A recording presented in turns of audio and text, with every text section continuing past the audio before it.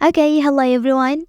Here I want to provide a tutorial on how to display watermark on photo on Samsung A35 5G device.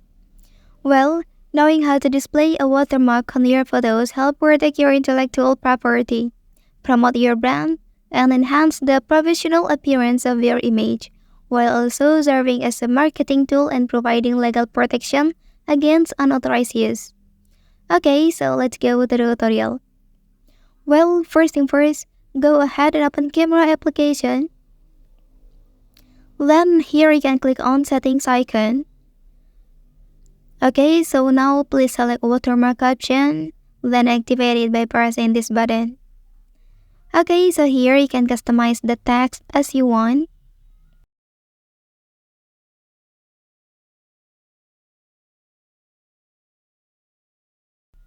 Okay, not only that, you can also activate that watermark and time watermark if you need it to be shown on your picture. Okay, after that, let's check it. Okay, so now you can see that the watermark is successfully added to a picture.